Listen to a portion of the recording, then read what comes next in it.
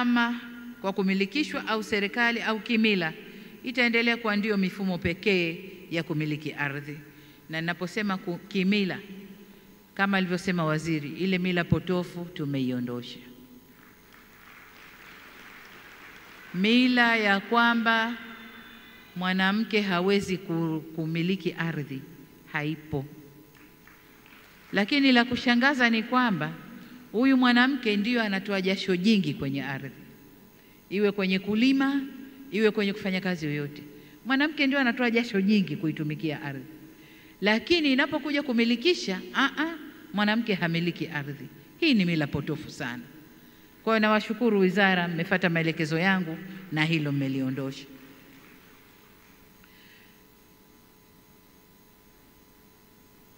Kamishna wa ardhi ataendelea kuwa na mamlaka ya kipekee ya utawala wa ardhi nchini.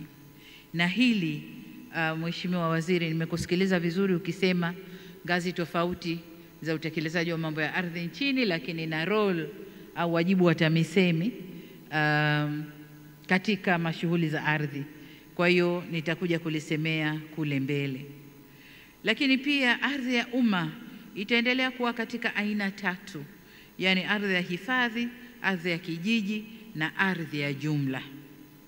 Raia wa Tanzania pekee ndio wenye haki ya kumiliki ardhi nchini, na sio raia na wasio raia wana haki ya kutumia ardhi aidha kwa uwekezaji au jambo jingine, lakini kwa kukodishwa, na hana milki ya ardhi yetu.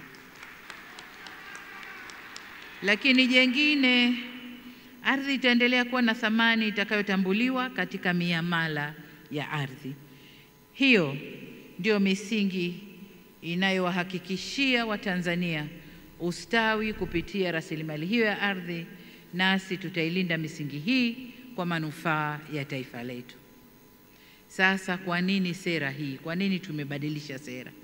Nimeshayasema mengine, lakini kubwa jingine ni lile la kufanya binadamu wote ni sawa na wote wana haki ya kutumia ardhi.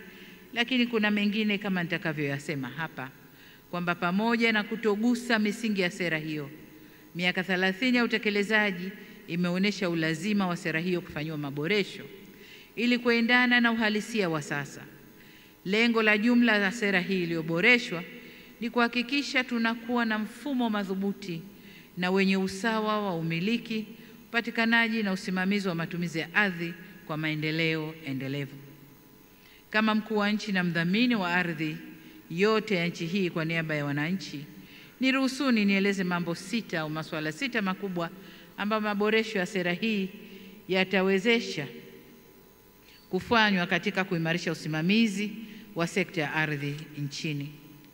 La kwanza, tunakwenda kuyajumuisha na kuyapa misingi au msingi wa kisera masuala muhimu ambayo hayakuwa yamezingatiwa kwenye sera iliyopita. Wakati tukiendelea na utekelezaji wa sera 1995, tulikuwa na baadhi ya shughuli muhimu ambazo serikali ililazimika kuzifanya bila kuwa na msingi wa sera.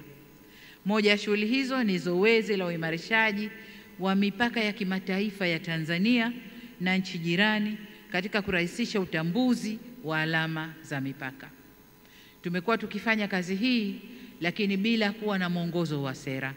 Sasa tumeamua kuweka kwenye sera ili tupe nguvu katika utendaji wake, lakini pia nguvu ya kutunga sheria au kurekebisha sheria za mipaka yetu.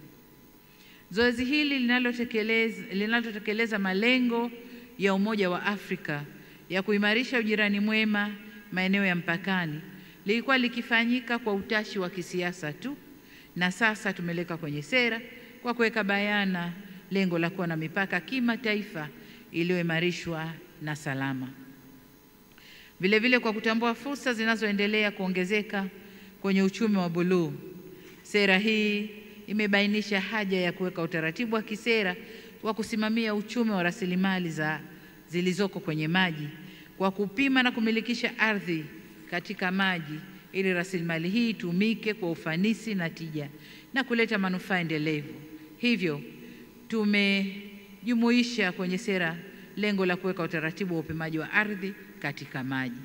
Kwenye hili nadhani huwa mnasikia mara tunabishana na huyu, ziwa limesogea huku, ziwa limerudi huku, mara tunabishana na huyu, mto umezidi huku, huu umezidi huku. Kwa hiyo tunakwenda sasa kupima, tunajua ni changamoto. Kuna diplomasia ya kutosha lazima itumike ili kuelewana na majirani na tuweze kupima na tujue Tanzania tunakwenda mpaka wapi, na kuviepusha vizazi vyetu vijavyo na migogoro ya ardhi na mipaka huko baadaye. Aidha, tumekuwa na ongezeko la kiwango cha biashara kinachohusu sekta ya milki, yani real estate, na wadau wa sekta hiyo pia wameongezeka. Licha ya ukuaji huo, mchango wake kwenye pato la taifa umekuwa pia ila sio mkubwa ikilinganishwa na fursa zilizopo.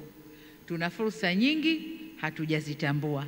Sasa sera hii kwa miaka ijayo tunatarajia sekta ya milki itashuhudia ukuaji mkubwa sana. Hivyo tumejumuisha kwenye sera lengo la kuimarisha usimamizi wa soko la ardhi hapa nchini. Kama nilivyosema, kuna watu wengi wangependa kuja Tanzania kusaidiana na ule mradi ulioonyeshwa wa makazi ambao uko chini ya shirika letu la nyumba. Wangependa kuja sekta binafsi na wenyewe kujenga, lakini sera yetu haikuwa clear.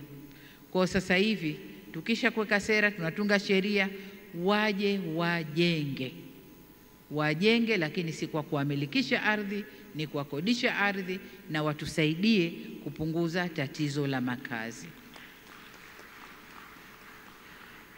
Lakini jambo la pili, tunakwenda kuongeza kasi ya usajili wa ardhi. Licha ya hatua tulizopiga katika upimaji, takwimu zinaonyesha kuwa takriban 75%, amesema vizuri waziri, ya ardhi nchini bado haijasajiliwa. Hali hii sio tu inachangia upotevu wa mapato, bali inaleta pia hali ya kutokuwa na usawa, kwani baadhi ya wamiliki wa ardhi wanalipia umiliki wa ardhi na wengine hawalipii. Hii si sawa na sio haki. Katika hili tumebaini kwamba sera iliyopita haikuwa na sharti la kuwataka wamiliki kusajili ardhi yao. Sasa tunataka kila kipande cha ardhi ndani ya nchi hii kipangwe, kipimwe na kisajiliwe.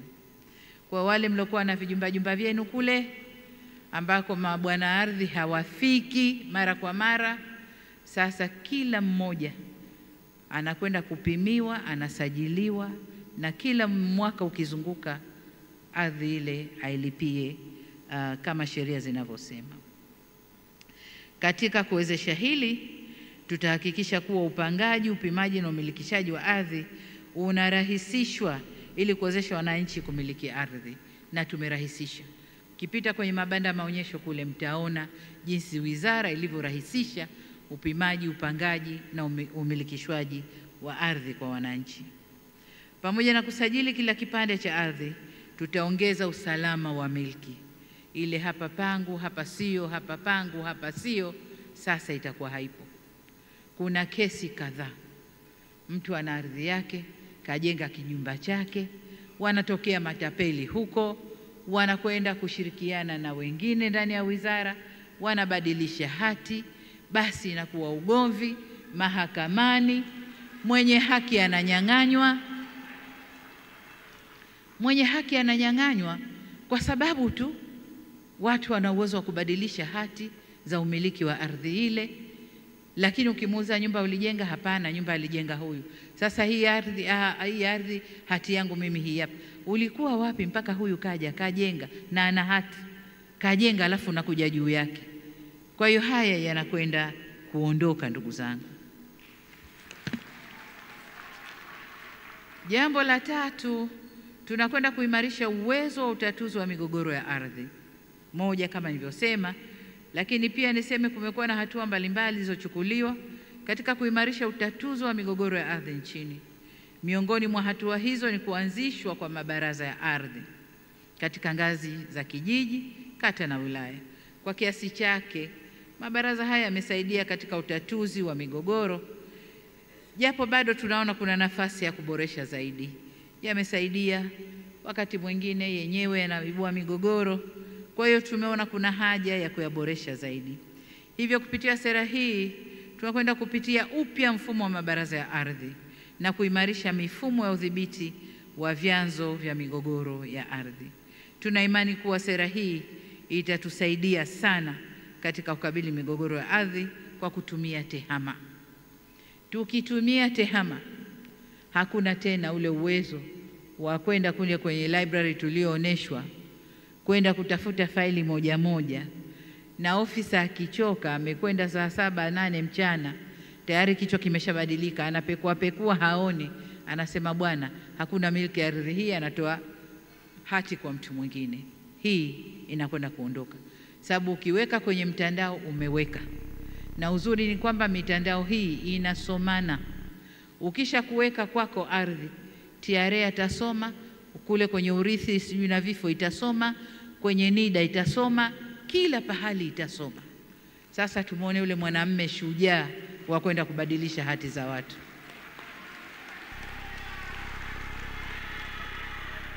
Tanzania oye! Jambo la 4, tunakwenda kuimarisha uthamini na ulipaji wa fidia. Pamoja na uwepo wa sharti la kulipa fidia kwenye sera iliyopita, katika utekelezaji tumebaini upungufu katika utaratibu wa malipo ya fidia ya ardhi na mali. Hali hii imeleta malalamiko makubwa sana miongoni mwa wananchi kuhusu mchakato wa fidia, ikiwemo tathmini, ucheleweshwaji na mapunjo. Kupitia sera hii tutaimarisha mfuko wa fidia ya ardhi ili kurahisisha ulipaji wa fidia ya ardhi kwa haki, kwa wakati na thamani halisi. Tunapoimarisha mfuko huu, ni vizuri watumishi wanaoratibu suala la fidia wakabadilika. Mmefanya vya kutosha, sasa basi muende mkafanye kazi kwa weledi na kusimamia haki ili wananchi wapate fidia kwa wakati na kwa kiwango sahihi. Na vizuri, narudia tena, mambo haya tathmini na nini zitafanywa kiteknolojia, kwa hiyo haitakuwa rahisi kuweka udanganyifu huko ndani. Jambo la 5, tunakwenda kuimarisha uwekezaji katika uendelezaji wa ardhi. Kutokana na ongezeko la idadi ya watu, nchi yetu ina mahitaji makubwa ya makazi. Jitihada mbalimbali zimefanyika kupitia serikali, mtu mmoja mmoja, mashirika ya umma na sekta binafsi. Hata hivyo, mahitaji ya makazi bora bado ni makubwa, na hivyo uwekezaji zaidi unahitajika. Sera iliyopita haikuruhusu wawekezaji kwenye sekta ya milki, yani real estate, kutoka nje ya nchi kuuza nyumba zinazojengwa. Hali hii ilikwamisha jitihada za kuvutia mitaji kutoka nje kuwekezwa kwenye sekta ya milki, ikiwemo ujenzi wa makazi ya bei nafuu. Na kwa maana hiyo ndio maana ilitulazimu serikali kupitia shirika la nyumba kubeba mzigo wote huu, kujenga nyumba kwa ajili ya watu, nyumba kubwa kama walivyoonesha, lakini ndogo ndogo kwa ajili ya makazi nafuu. Sera hii inakwenda kuvutia uwekezaji zaidi. Inaweka utaratibu wa kuwezesha waendelezaji milki, yani real estate, wa kigeni kuwekeza katika sekta ya nyumba na kuuza kwa wenye uhitaji, na hili ni soko kubwa. Lakini kule mwanzo nilisema nina neno hapa. Neno langu ni kwamba kwa kuwa Tanzania sasa tunafanya vizuri kwenye umeme, tunafanya vizuri kwenye maji, hata kule vijijini ni lazima sasa tuangalie matumizi mazuri ya ardhi kwa kutumia space, nyumba ziende juu. Nyumba ziende juu ili tupate eneo kubwa na ardhi itumike vizuri zaidi. Huko nyuma hata mijini tulikuwa hatuwezi, kwa sababu nyumba zile zinataka lifti, nyumba zile zinataka maji ya kutosha kuweza kupanda mpaka juu. Tunavyokwenda kuweka maji, tunaboresha upatikanaji wa maji safi na salama, umeme kila pahali. Nadhani sasa mngekuwa na muono wa mbele zaidi, mnapopima vijijini mkaweka nyumba za juu. Tunapokwenda kwa wenzetu, mnaona kilomita zaidi ya 100-200 kuingia kwenye mji au miji mikubwa, tayari mnaona high rises, nyumba za kwenda juu na huko ni vijijini. Kwa nadhani akina Kisarawe hapo, sijui Kibaha, wapi, nadhani sasa muwe na sera ya kuangalia kwa sababu maji yapo, umeme upo, na kwa maana hiyo hatuna kizuizi cha kujenga nyumba za aina hiyo, hata kama kwa bei nafuu na wananchi wakapata kukaa. Lakini kuna maboresho mengine yanakuja tu. Kwa mfano, tunaposema nishati safi ya kupikia, hatutegemei nyumba zile mtu aende akapike na kuni. Kwa hiyo ukimpa nyumba ile moja kwa moja direct ataingia kwenye nishati safi ya kupikia. Kwa nadhani mngeona muono wa mbele mkajipanga vizuri zaidi. Lakini niseme tu kwamba maboresho ya sera hii yamezingatia hoja za muda mrefu za diaspora wa Tanzania. Wale wa Tanzania ambao wako nje na wenyewe walikuwa na hoja kadhaa kuhusu ardhi ya Tanzania, nao kuwa na haki ya kutumia ardhi ya kwao walikotoka. Hilo nalo kwenye sera hii limezingatiwa. Lakini la 6, tunakwenda kuimarisha utunzaji wa taarifa kwenye sekta ya ardhi. Tutafanya hivyo ili kuimarisha utendaji kazi na kuondoa mianya ya kukwamisha na kuchelewesha utoaji huduma kwa wananchi. Tutahakikisha utunzaji wa kumbukumbu mbalimbali za ardhi na utoaji wa huduma za ardhi unafanyika kidigitali kuanzia ngazi ya chini hadi juu kwenye taifa. Kupitia matumizi ya TEHAMA, tutaongeza uwazi na kuimarisha utendaji kazi. Vile vile, tutaimarisha uzalishaji, utunzaji na matumizi ya taarifa za kijiografia ndani ya serikali na baina ya serikali na wadau wengine. Baada ya kuainisha masuala makubwa yaliyokuja na maboresho kwenye sera hii, niruhusuni sasa nizungumze na wadau mbalimbali kuhusu nafasi zao katika utekelezaji wa sera hii, na nianze na Wizara ya Mama ya Ardhi, Nyumba na Maendeleo ya Makazi. Tunawategemea mtuongoze katika kutekeleza sera hii. Wananchi wana matarajio makubwa na maboresho yaliyofanywa kwenye sera hii tunayoizindua leo, lakini bado malalamiko mengi dhidi ya watumishi wa sekta hii ya ardhi yako kwa wananchi. Ni lazima hatua kali zichukuliwe, Mheshimiwa Waziri na Mheshimiwa Katibu Mkuu. Ni lazima msimame na muisimamie sekta hii. Tumesema ardhi ndio kila kitu. Ardhi ndio utajiri wa taifa letu. Ardhi ndio ustawi wa jamii ya Watanzania. Sasa unapokwenda kubinya haki kwenye ardhi, hili halieleweki. Lazima kuwe na hatua kali zichukuliwe kwa wote wanaorudisha nyuma utendaji wa wizara na wanaokwamisha utekelezaji wa sera hii. Tumewaahidi wananchi kuimarisha usimamizi wa sekta hii, ni lazima ahadi hii itimie. Lakini katika kuimarisha usimamizi, Mheshimiwa Waziri na management ya wizara, kuna jambo na nilikuwa nakusikiliza vizuri wakati unasema tunafanya katika ngazi hii, tunashirikiana. Nilikuwa nakusikiliza vizuri, lakini kichwani kwangu nikawa nasema kama tumeweza kufanya kwenye uwekezaji, huduma zote zikawa ndani ya nyumba moja, kwenye ardhi, upimaji, usajili, usimamizi wa ardhi na utoaji wa hati, nadhani inawezekana kuwa pamoja. Na hili litawezekana kama mtakuwa na kitu kinaitwa kamisheni ya ardhi. Nimeona ndani ya wizara mna makamishna na mna kamishina mkuu wa ardhi, lakini hakuna kamishna bila kuwa na kamisheni. Sasa wanamkomisheni nani? Hebu nendeni mkalitizame muundo mpya na katibu mkuu kiongozi yuko hapa. Nendeni katizameni haja ya kuwa na kamisheni ya ardhi na kuweka vizuri majukumu ya kamisheni. Nadhani itarahisisha zaidi. Itarahisisha zaidi. Kwa hiyo kalitizameni hilo.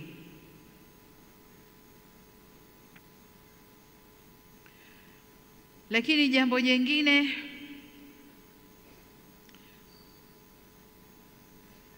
Upatikanaji wa nyumba za bei nafuu, nimeshasema kwamba tumefungua madirisha kadhaa ili upatikanaji uwe mkubwa wa nyumba za bei nafuu. Miji yetu Dar es Salaam kwa mfano, ukienda Posta, maeneo yote mpaka Kinondoni sasa hivi, lakini Kinondoni kule kama unaenda sijui wapi kule, kama unaenda huko Sayansi wapi, ukiingia kwa nyuma kidogo tu maeneo ya Mwananyamala, nyumba sizo. Sasa ukiruka juu unaona maghorofa mazuri sana yako pembeni kwa barabara, nyuma tu hapo Kwa hiyo ni maeneo ya kuyaangalia, na nimefurahi kwamba mtakuwa na ule mradi na mmesema wenyewe vizuri, mfano Msasani pale. Msasani Oysterbay hiyo hapo, Msasani hiyo hapo. Oysterbay nyumba zinaridhisha, Msasani ni bado squatter. Kwa hiyo kama mmepanga kuboresha Msasani ambao ni mradi mzuri, na nataka mkaufanye mradi huo bila kuleta malalamiko. Wale mtakao wahamisha mnapobomoa, muwe tayari mna nyumba za kuwaweka temporarily, kwa muda. Mkibomoa na kumaliza kujenga, mnawarudisha na mnawakabidhia. Kwa miji yetu sasa lazima iwe na sura hiyo. Tukianza sasa, tutaweka msingi wa kote huko, kila anayekuja atafata msingi huo, kuboresha sehemu baada ya sehemu ndani ya miji yetu mikubwa, Dar es Salaam, Arusha, Dodoma hapa, Mwanza, Mbeya, miji mikubwa ile lazima iwe na sura nzuri. Kwa upande wa wizara nyingine, hapa nizungumze na wizara ya kama mnavyojua suala la ardhi linahusu serikali nzima. Wizara nyingi zimo humo, zina mchango wake. Tunapozungumzia kilimo kishamiri, sijui tunaunda makundi ya BBT, tunaunda makundi gani, tunazungumzia ardhi. Kwa maana hiyo, tunapopanga ardhi, tujue kuna ardhi ya mkulima, na mkulima naye aweze kunufaika na ardhi, na anufaike na bei nzuri, kwani lazima kuna eneo tutakapojenga soko au kiwanda cha kuongeza thamani ya mazao. Ni kwamba tunapomzungumzia mkulima, ametoka mashambani, ardhi ya kulima inajulikana, anapokuja huku juu anahitaji soko. Maeneo mengi tulikata masoko. Leo ukienda ukiangalia ramani, masoko yale hayapo wala hayakujengwa.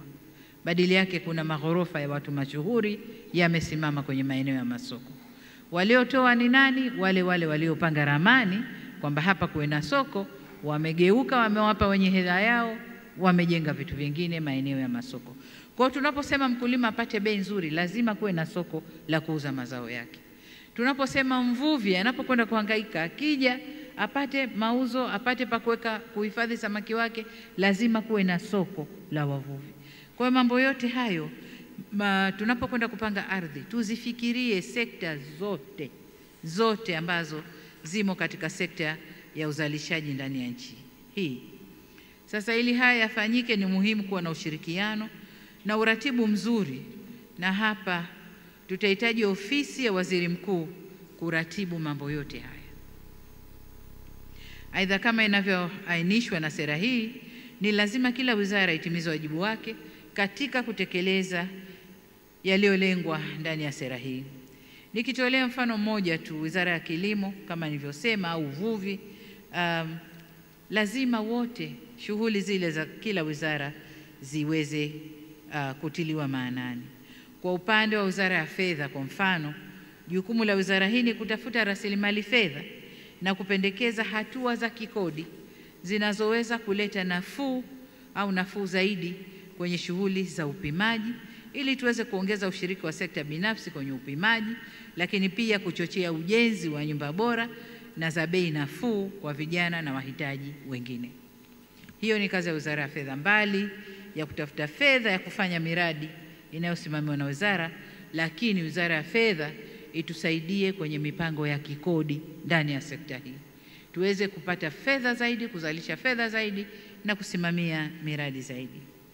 Kwa upande wa mamlaka za serikali za mitaa, wao wana jukumu la kuhakikisha mnasimamia mipango miji, lakini hapa sasa itakuja ile kazi ya kamisheni.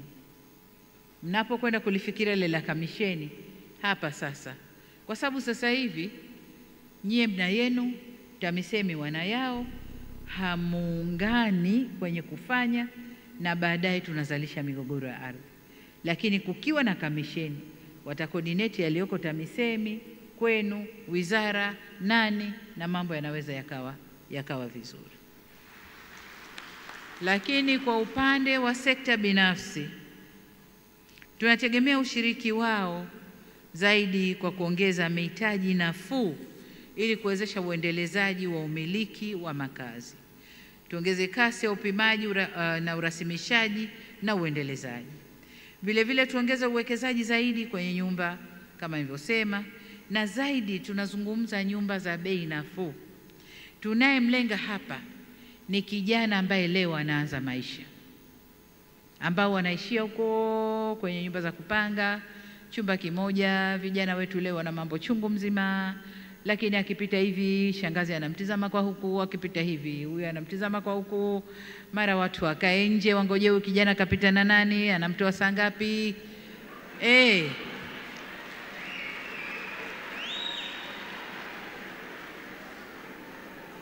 Kwa tunalenga vijana wetu wa kike na wa kiume wanaoanza maisha leo. Vijana hawa wanamaliza shule, wanamaliza chuo, wanapangiwa kazi. Anapangiwa kazi kwenye mikoa tofauti, mbali sana na nyumbani. Akifika la kwanza anahangaika kutafuta nyumba kwa wapangaji. Anakutana na watu wa tabia tofauti. Anakutana na mambo mbalimbali. Sasa ili kumpa raha afanye kazi yake vizuri, ni vyema kule anakokwenda akute kuna nyumba inamsubiri kazi yake kuomba, aambiwe nyumba yako hii, lipa kodi, hii hapa ni nyumba ya bei nafuu, unapata nyumba, unakaa na unajenga maisha yako vile unavyotaka mwenyewe. Kwa sera hii tunamwangalia kijana wa leo kwenda kwenye utu uzima kesho. Lakini tuna malalamiko makubwa tu ya walimu na watumishi wa afya. Wanakokwenda kule inatulazimu serikali sasa kuhangaika kutafuta pesa za kuwajengea nyumba. Lakini kumbe shirika letu la nyumba lingepata fursa hizi kwa kushirikiana na private sector, wakenda wakajenga kule. Mwalimu popote anapopangwa ana uhakika nyumba ipo, nyumba ya maana, nyumba anayoweza kuishi na kufanya maisha yake. Na mtumishi wa afya hivyo hivyo, na watumishi wengine hivyo hivyo. Kwa hiyo sera hii tunajielekeza huko, tupate washiriki wazuri na shirika letu la nyumba, na miradi hii ifanywe kwa kiasi kikubwa.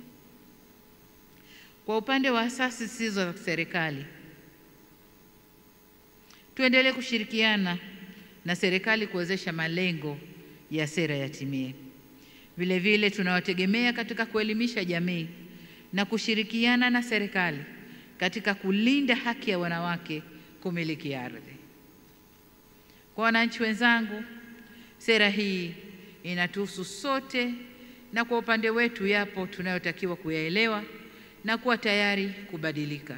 Kwa mfano, utamaduni wetu wa kila mtu kujenga nyumba yake sio tu inasababisha ujenzi na ukuaji wa miji holela, na hivyo kuongeza gharama kwa serikali katika kusambaza huduma za jamii, bali pia inasababisha matumizi ya fedha nyingi na kutumia muda mwingi kwenye ujenzi. Kupitia sera hii tunatanua wigo wa ushiriki wa sekta binafsi, na hapo ndo kama yale ambayo nimeyasema hivi punde. Ni vizuri tuupokee utaratibu huu na kuuelewa ili kunufaika na nyumba za gharama nafuu, kurahisisha usambazaji wa huduma za jamii, lakini pia kutumia eneo dogo kwa ajili ya makazi na eneo kubwa kwa ajili ya shughuli za uzalishaji. Jambo jingine kwa wananchi wenzangu ni kuwakumbusha kwamba swala la usajili wa ardhi sasa ni hitaji la lazima.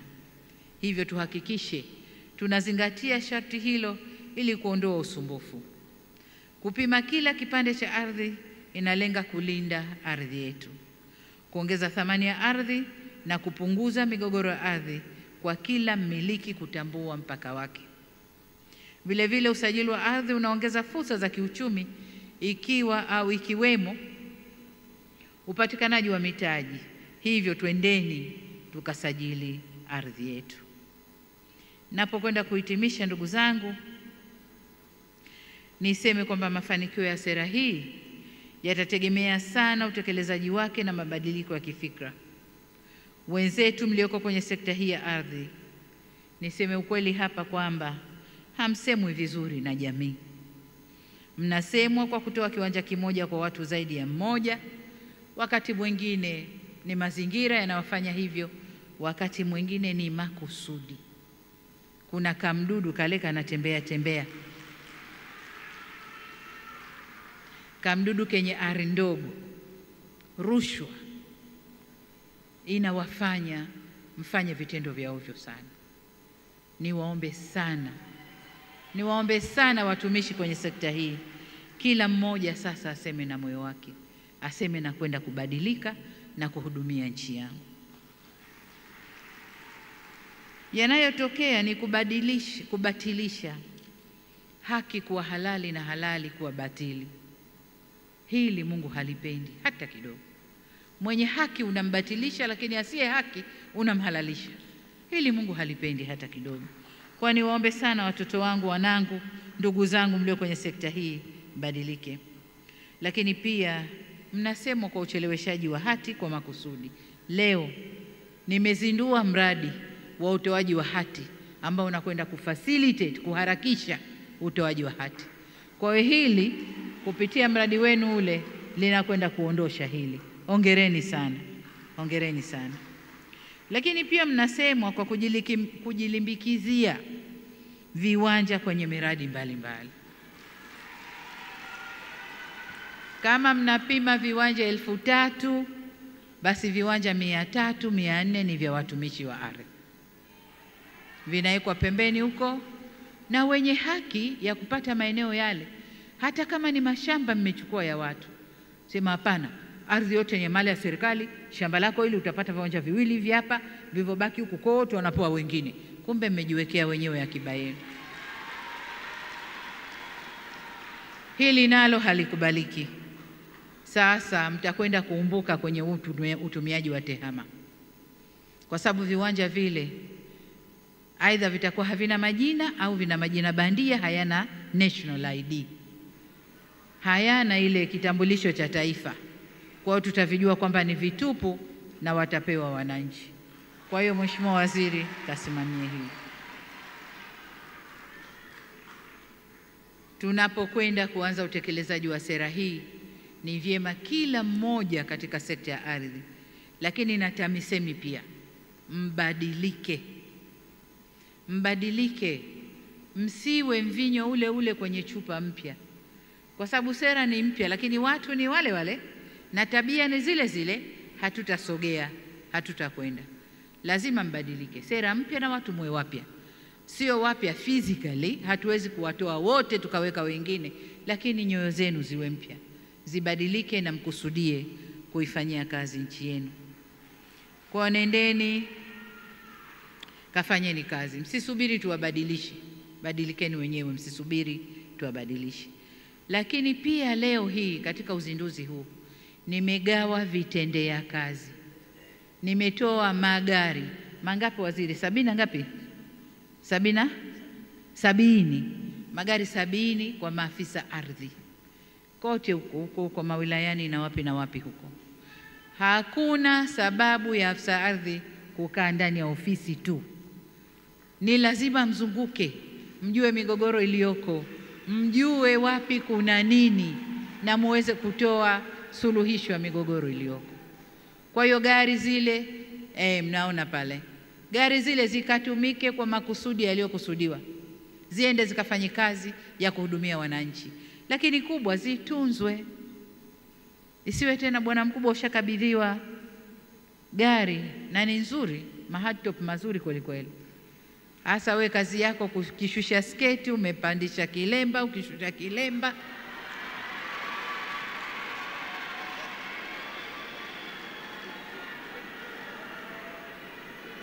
Au bibi ardhi tena umeshapewa lile ligari, gari linakuwa si lako bali la mwenza. Yale magari ni ya kazi. Hatukatai kupandisha wenza wenu, lakini nje ya kazi. Magari yale yakafanye kazi iliyokusudiwa. Ndugu zangu, suala la ardhi ni suala linalogusa kila mtu na linagusa amani ya nchi yetu. Ardhi hii ni amani ya nchi yetu. Kupungua kwa migogoro ni kuendeleza amani ya nchi yetu. Kila mtu akijua kipande chake na ana hati yake na umiliki wake, ni kwamba nchi yetu ina amani. Ardhi hii imeshaulisha watu wengi sana. Wafugaji na wakulima kuuana, mapanga, mishare, mikuki, ardhi. Majirani na majirani wanauana, ardhi. Wilaya na wilaya, la kustaajabisha mpaka serikalini. Wilaya na wilaya, kijiji na kijiji, migogoro, ardhi. Tunakwenda wapi? Nchi aina gani? Migogoro hii ikakomeshwe.